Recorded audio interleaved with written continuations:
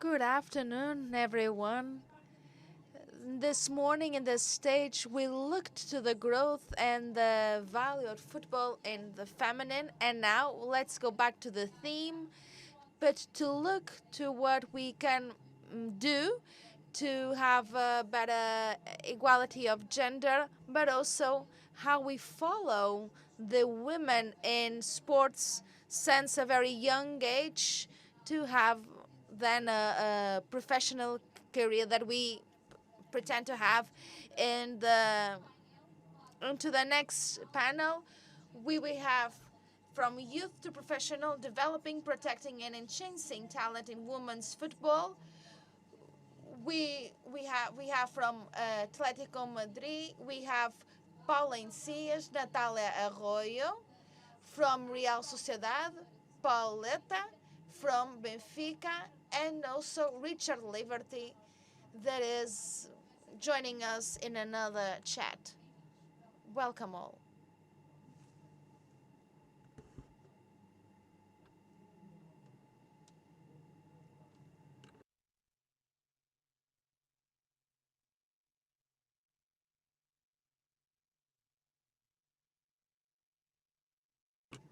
Everyone's had a great day so far. We're here to talk about another really important aspect of the women's game, and that is transitioning from being a young player to professional athlete, happening more and more now as the game becomes more professional all around the world. And I think we've got a great panel of people here that are well placed to talk about that. I know they've been introduced already, so I want to kick off really with a very general question to all of you. I guess we can work our way down the line. So Mariana, we'll start with you. Yeah, just a little bit from each of you on your own experiences of whether that's as a coach, as a player, in the scouting of, yeah, how you are helping those young players now in a more professional environment, more money coming into the game, more eyes on the game through social media as well. Just your own little roles and views on helping players make that transition. Yeah, good afternoon, Richard, and to all of the panel, to everyone here. It's a pleasure to be here, to see so many faces talking about women's football. I think women's football has been a bit like the subject that we're talking about. Women's football has been growing from sort of youthness to a professional level. And I think that's been my experience as well as a coach. I've started in the youth teams. 2 years ago, I was a journalist. I was not a professional coach. I've been a professional coach for 2 years.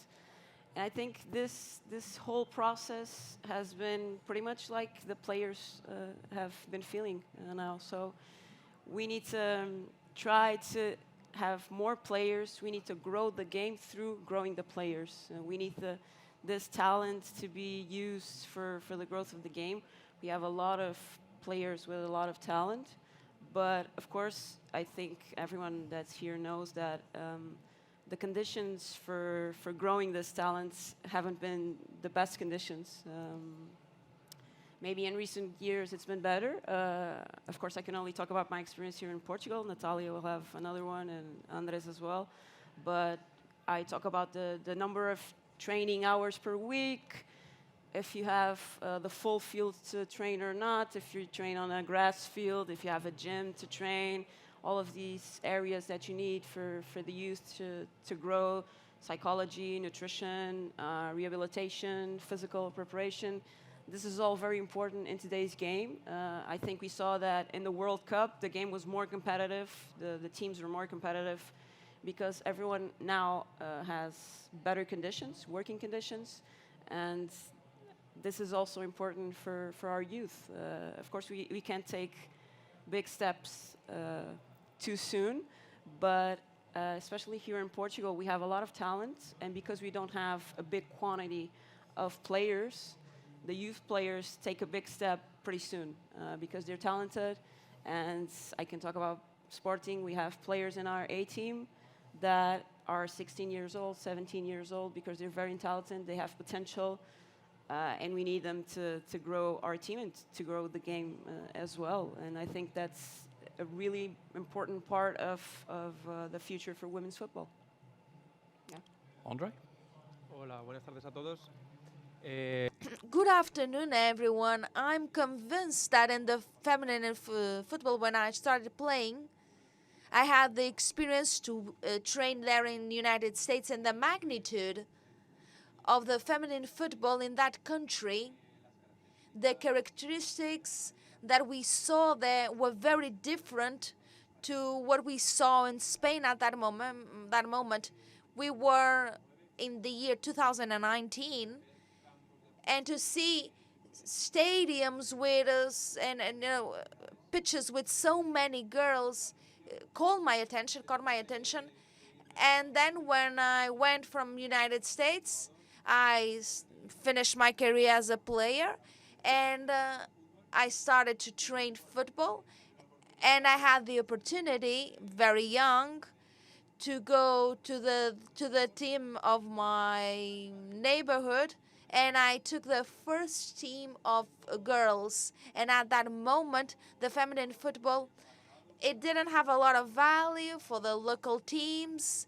For the sports, it was something very secondary when you did teams. And thanks to my lack of experience and that my opportunity, and doing training football players, I convinced the senior part. I was very young, to be honest. I decided to start from the structure, from small structures, from the. I was there in the infant team also, in Las Rosas football. And in the United States, I discovered the feminine football. And in Las Rosas, I started to learn how to make a caption of players for the girls to play football. How can they play football? And in this sense, there's a big difference there in Athletic Madrid, because we believed in Las Rosas, our function was to invite and open the door to any girl from any age that wanted to open and play the game. So we had a lot of open doors, a lot of chats, and little by little, we decided which girls should we took, what teams we could open or not, and all these challenges gave me a lot of experience. Then I started in Atletico de Madrid. I was a secondary trainer, coach, but and the masculine. But my goal was to keep on developing in the feminine section. But that club already knew and had the. I knew very well the feminine football. The next year, I trained under 14, girls of 14 years old, and then I kept training, and then they offered me a new department that they were going to create, that was to caption in the academy, that it comes from the second team to the smaller team. And then I was there 3 years with more 3 people working with us that were captaining another players. And then and that's where we are. And then the difference that I see, it's that really clubs like mine, or Andre, or Real Sociedad, we don't have the function to open the doors to all the players, but we need to start looking for players that have a adequate level for this type of clubs, of course. I'm now a professional player for Benfica, but I almost starting to play football for 20 years ago, more or less, and I can say that I experienced all the phases for the women's football, because I started with 6 years old, with just kids, main kids, and I was always the only girl in all the teams. I played with them until 14, 15 years old, and then I went to a senior team in El Olivo in Vigo to play in the second division of Spain, and I didn't experience a normal growth of a football player because I was a girl and I cannot play with girls is the first thing, and then I went with 15 years old to a senior team without knowing anything about competing in this type of fields, and I say that now I can feel in Benfica, for example, that the players don't experience this like this. They experience a little growing and they come here training a little bit. They do pre-season like Benfica is doing now. But because of this, I can say that the women football is growing, is changing, and the good thing is it's good for the players because with 15 years old I went to El Olivo with players of 20, 25, 30 years old, and I felt I didn't know what to do. I know that I have to play, but you have a lot of things to do as a professional player. And then I went to Braga with 19 years old, and I experienced the change, but not the big change that I experienced in Benfica, in Braga. The conditions were good. The team and the club wanted to do good things, but not the big things that the clubs are doing now, and I think was a good step of Braga, and for me it was a good be in the middle, like trying to know what is to be a professional football player, because if you don't experience that in your 15 years, your 16, you arrive with 19 years old to a professional club, and you don't know that you have nutritionist, you have a gym.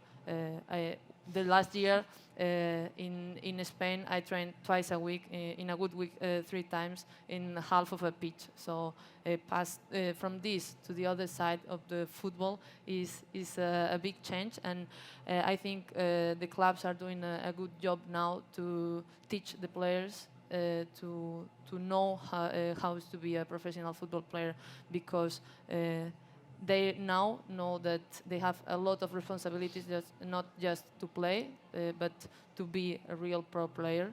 And I experienced that in Benfica, that players with 16 years old know what to do outside of the field, and this is good because the talent is there, so they have to do all the things around them to make them big players, and this is the important thing here.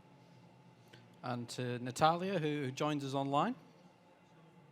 Hello, Richard. Hello, everybody. It's a pleasure to be here. It would be a better pleasure to be there in Portugal, but it's not possible because of the calendar and my agenda here. But it's interesting to hear all the 3 points of view. I think we've done a nice review of most of the problems that we've had and we've experienced in the last year, to be able to now stop a little bit and analyze the situation that we have. We talk about, Mariana talked about the problem that we find when you see that the young players are really, really talented. They come now to the A teams, to the senior teams, to the best stage, to the professional window, and they are so talented that you want to give them minutes, but they need to be prepared on that. It is not the same context that Pauleta was telling to us 20 years before, where this situation, you could have that if you were really, really good, but you get to that from a really, really amateur way. I think this is challenge. Well, this is changing for sure, because of a lot of things. The investment of the clubs that are organizing really their B teams, C teams, their under 19, 20, depending on the countries. You find different structures and different kinds of leagues. This is something of the day-by-day things, the club strategies to really give the young players good conditions to work on everything, to work on their tactical level, to work on not a half part of the pitch or a corner space, but also to have enough days to train and to be better players, to be better athletes. I think that they are investing on that, so that is changing. And it's interesting also what Andres told to us. The different things, and this is something that the women's team, women's football needs to improve. Yeah, still needs to improve. It's two different, depending on the city or depending on the clubs. If you are a club that needs to say to their village, if you want to play as a girl, you can play football. This was a problem that we had in the early years, 20 years before, when the families were maybe not having really clear that their daughters, their girls wanted to play football. It was not so good like now. Now we are in a moment where the girls wants to start to play football. They find a team near home, and they can have more or less different possibilities depending on the talent they have, and they will have most of the cases families that are empowering them to go to that way. And that is something that we in Spain, at least, or my experience said, it is like this from 20 years ago. Before it was really a big problem, but now that we don't have this social problem, that the women's game is in a good moment, the next step, the step that we need to open is that we give them the really big professional opportunities to grow in the rhythm that they need, depending on their talent or depending on the environment that they have. If they are prepared enough to come to the A team and don't have that they don't feel what Pauleta was telling to us. I'm not prepared. I don't know if I can keep that moment. It's important that we give them opportunities to go to the A team, but it's most important that we are able to give them keys to stay there, to be really prepared to show their talent, and that there is not I come to the A team, but I go in 5 years because I don't feel prepared or I'm tired on that. I think we are in a good moment because of this strategical and structural investment that we find. And to finish, I now in a club reality, in a professional reality, I can talk about the investment that the federations needs to give to the clubs and to the structure of women, so that they find the real stages they need to grow in a good moment. That we don't have a league where players that have 12 years plays against players that are 16 or 17. We need to restructure that, and depending on the countries, we are finding really good options. But still, in Spain, you don't have the same reality in Catalonia, in Barcelona, where there are a lot of clubs and a lot of possibilities, and in other regions of the countries. And it's important that with the investment of the big organizations, we find the way where the leagues are really competitive, and we can find the different rhythms of the players, that the young players find when they start. They find really a funny place to play and to start and to keep on saying, I want to play football. And if they are really talented, that they find the next step, so that they are able to find this little scale, like Pauleta was telling to us, not to do this big step where they get frustrated. That is the most challenging thing we need to attack now. I want to throw this one to our two head coaches that we have, Mariana and Natalia, because you work with young players day in, day out. We are seeing a lot of changes in the game as it becomes more professional. What are you looking for when you go out and recruit young players, whether that's through your own academy, whether that's from elsewhere, and with the extra pressure and eyes on the game now. How do you ensure that they're not being exposed to, too much too soon? Well, yeah, like everyone said, and like we saw from the experience of Pauletta, the rhythm of the growth has been really quick because we didn't have youth soccer before, or football before, and now we have it. In Portugal, we have two of the biggest players, Claudia Neto, Ana Borges, players that played in the best teams in Europe, Chelsea, Wolfsburg. When they were young, they didn't have teams to play in Portugal, so that's a really big gap, a really big difference. Nowadays, the young players have the teams, have the conditions, like Pauletta said, they know what to do, they know how to grow, and it's our job also to manage this growth, this rhythm, because the training prepares them to play, but games is what makes them grow. So they need to play as well, and I think our job as coaches is, first of all, to make them enjoy the game. That's the big one. They need to have passion for the game, and I think a girl and a woman playing football, she needs to have a lot of passion because she overcame a lot of problems to play, for sure. We don't have nowadays so many social problems, like Natalia said, but we used to have them a lot. In some places, we still have them. So that's the first one. And then we need to make sure that each player grows at her pace.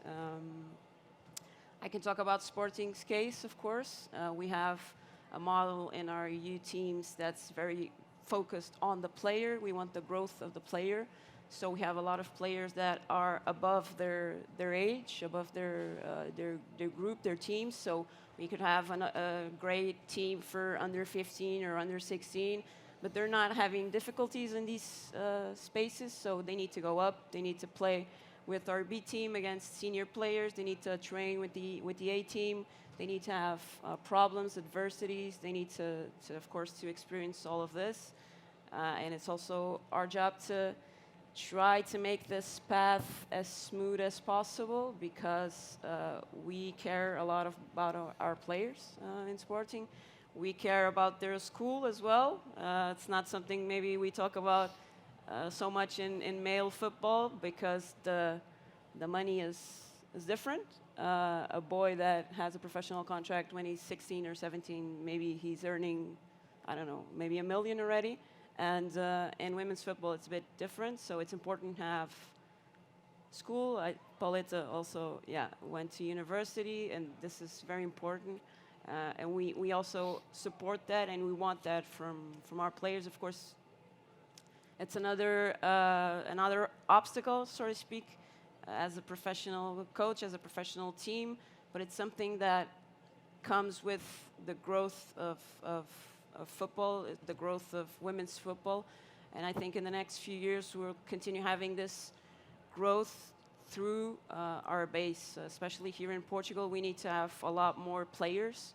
We have young players that are very talented, and in Sporting, I can say, I'm sorry, I'm selling my fish, but this is how it is. In Sporting, we have a lot of talented players in Portugal as well, and I think we need to grow these players, these young players, because in 10 years from now, they're going to be our future. Yeah. Yeah, asking to your question, Richard. And Natalia has a very good player there. Sorry, Natalia. Yeah, I From want to Sporting. say, first of all, and I repeat that, you know that, Mariana, sorry, I have Andrea, Andrea Jacinto, the player that in La Liga in Portugal, you decided to give to her the award of most valuable young player. So we get that. That's happy. Yeah, I'm happy to that. It's a good news. And yeah, she using her as an example of so much talent you have in Portugal. You are doing good things in the clubs, in the federation, in the national team, so that you get and you are growing so hard. Here in our club now, we are the most the team, the club that has the average age, the lower average age. We have 23.2 in as a age, as a median, as an average, and we have only 5 players that are more than that have more than 26 years. Only 5 players. The other 75% are under 23, and most of them are under 21. In the club, also our future is we are trying to build our future on our the players that are formatted that grow here in our club with our B team, C team, and another fourth team that we started to have this season. We have also technification. There are some days, once a week, twice a month, that they come to do technical trainings so that we can more or less control them, see them grow, but keep them on their teams. That is something that the club is doing really, really good. That it is you have the temptation to take always, as a big club in a country, to take always the good players from a team. But in that case, and this is something I experienced as a national coach in Catalonia, in a region in Spain, where you had the temptation, as I said, to get the good players and build a super powerful team.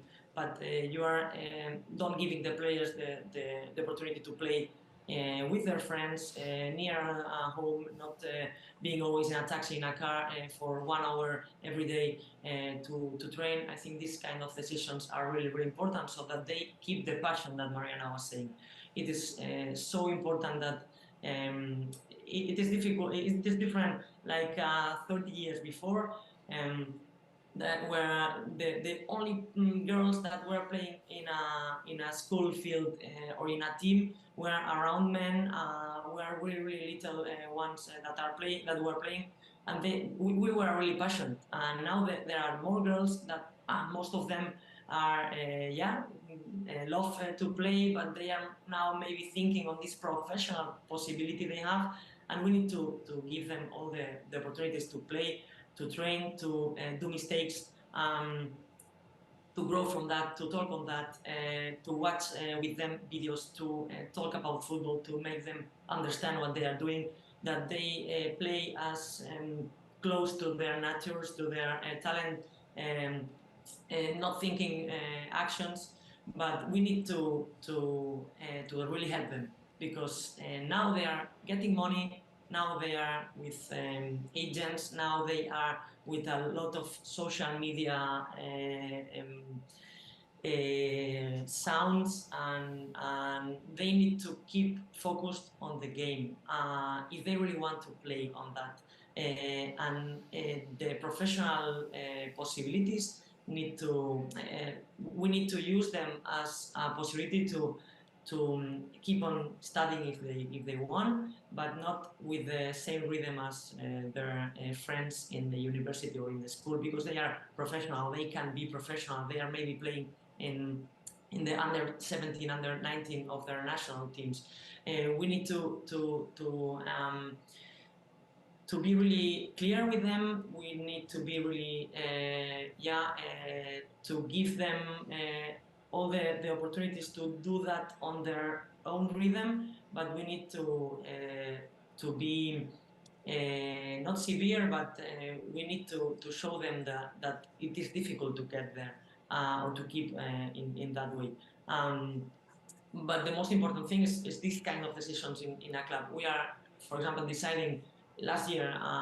We were deciding on, okay, maybe we were a big squad, squad with a lot of players, and I couldn't say to the young players that I know she's really talented, that I give them minutes, because the managing of the team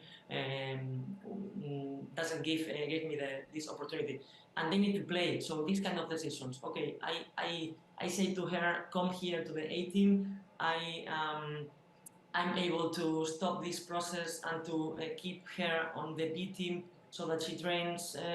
She plays more than the possibilities I can give to her in the A team. It is so important that in your communications you make the best decisions with the club, that the club has the same idea as you as a coach, and that the process can be done with the time that you need. So it is not a coach thing, it is not a club thing, it needs to be a really complete process. Paoletta, for you, I mean, you've grown up in this era of the women's game as it's gone to crazy new levels all around the world. Obviously in Portugal this summer, Portugal were at the World Cup for the first time. For you, going from sort of being a teenager, breaking through, juggling football and university, like Mariana said, to where you are now, how have you kind of dealt firsthand with all the changes for you personally, but also how the sport has changed along with it? Because for you, it must have changed so much even in just the last few years. Yes, for me, like I said, was difficult, but on the other side, I think was easy because I didn't experience the big change. I changed from Spain with 19 years old to Braga, and I understand a little bit what was to be a professional football player. And there in Braga, I also tried to study while I was playing, and there was I can say a semi-professional context because yes, the club gave us very good conditions. I passed from training twice a week to train all days in the morning in a natural grass, and that was a big change for me because I was also changing my country, my language, all the culture. Okay, Spain is kind of the same of Portugal, but there are some changes that for me with 19 years old was difficult. But for me the big change were when I came for Benfica. In Benfica, the first year we were in the second division because the club decided to go to start from the second division, and the first year was kind of normal for me because okay, in a new club, the new dynamics, but it is okay. But then in the second year, the club changed a lot. They set an objective to be in the Champions League, to be the best team in Portugal, and with this objective come the responsibilities. I was one of the captains, and I have my responsibility, but I also have the responsibility from my teammates, and I have to deal with it, to learn to be a real professional football player with all the things that come around the field. And I think, like Natalia was talking about the salaries, the money, the social media, all the things that are good because we want that. We want women football to grow like this, but we have also to manage this. I was able to do it. I was 21, 22 when I come to Benfica, and I understand that, put my feet on the floor and try to continue my path. But we are talking about youth players, and now I feel that some youth players can be blinded by this, and this is sad because we all know that in football there are many talented players that are blinded by this, and then the career goes down. And I think me as a not young player, I consider me a young player, but not so young player, and as a captain of a club that try to do it, I have to also help them because they are also far away from family, and they can lose the chance to be professional football player because of this. And I think this is an important thing and a key for them to understand the path and understand that these outside things are important, but the important things are in the field, at home, in the gym, in the physio. And I think I could understand this. People around me also learn me this, and I think the important thing now for these youth players is to understand that the way is to work, is also to focus in these things because are important to the player, but the important things are in the field. Sorry, can I? Yeah, I just want to say this is also so important as I see that. I sometimes a mistake I have in some moments as a manager is to say, young players are so, I find the word crazy, or they are so inconstant. They do that today, tomorrow they will say another thing. We need to help them. We have this responsibility. We need to really get also this passion to help them, and they will do a lot of mistakes. They will take bad decisions. the easiest way as a club, as a manager, as whoever has big decisions in their hands, is to say, okay, she's not good enough, she's thinking of money, she has bad people around saying not the right advices. We need to help them. If you have good captains or good players that can show them a better way to be patient, that is so important. That as a club, as a journalist, make them see the good face of this growing of the women's football, but that they show that we show them also another way to be patient, to keep on working, to after a good season, don't that you want a little bit more. Now it's great that it is easier for them to get, that they have better facilities and better conditions, a lot of professionals around them. It is great that they don't need to fight, although we know we always need to fight. That's a horror that maybe we, at the end of our lives, we will have that changing, but it is difficult. The most important thing for me is that we keep as an adult, as a manager, as a captain, that we keep on this. We need to help them. Sometimes it is easy to say they are so talented, but they don't know how to manage the game. Today they have a good day, but tomorrow or yesterday they had a bad one. To keep on, and to give them hours of learning process. That is so difficult in a season where maybe they ask you to win, and to take results. They need time, our time. It's our responsibility. Andre, just to finish off with you, obviously we were talking backstage how your team at Atletico, you work and recruit girls anywhere that are from 7, 8 years old all the way through to 16, where they may be much closer to obviously first team football.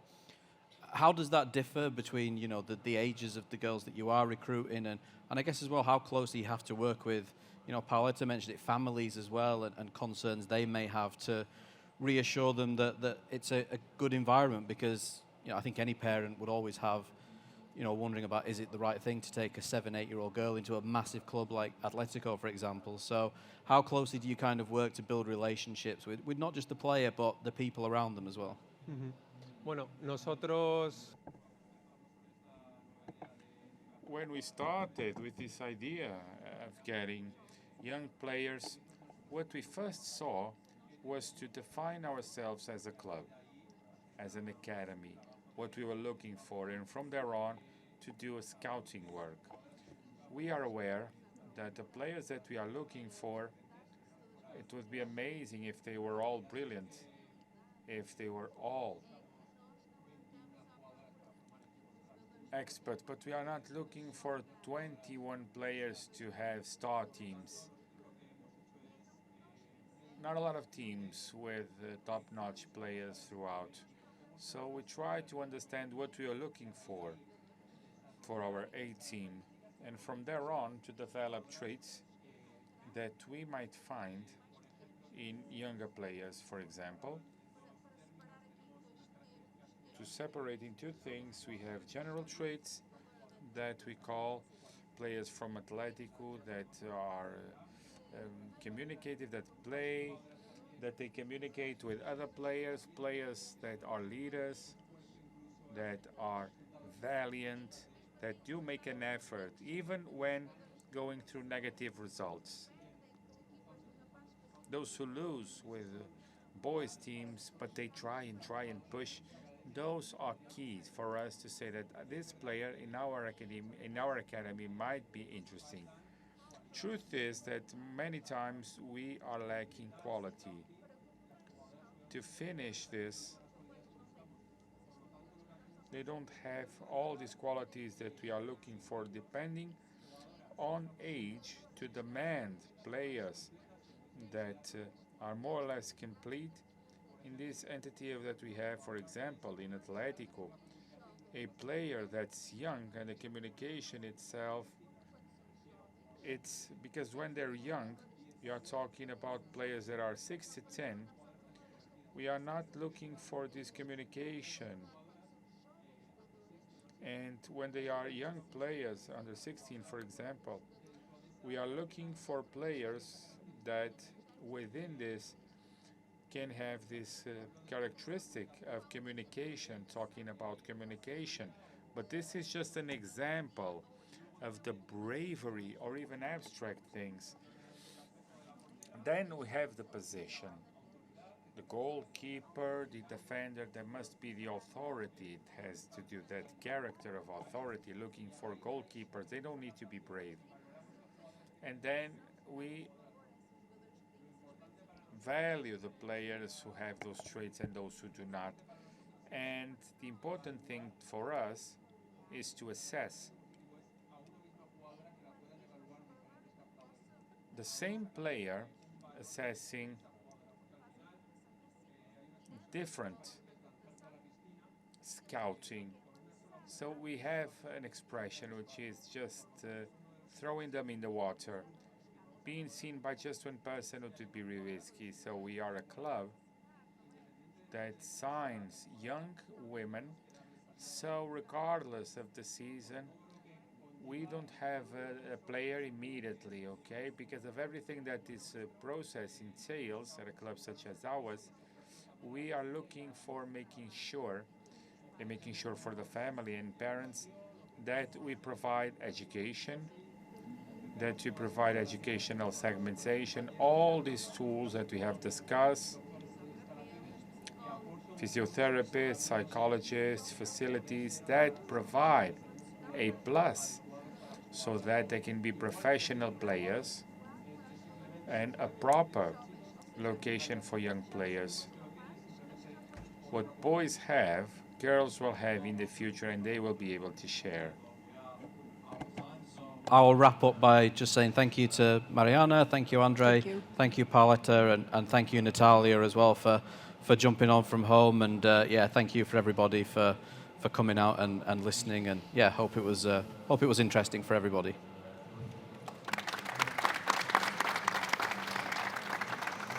Thank you. On stage because Helena Pires, Executive Director of Liga Portugal, wants to give you a gift.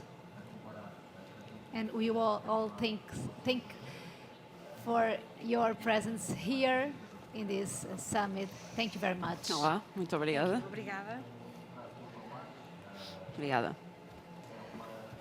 Natalia, you too. Thank you. Thank you all. Obrigada a todos. Helena Pires, doutora Helena Pires. Thank you all, the Executive Director of Liga Portugal. Thank you.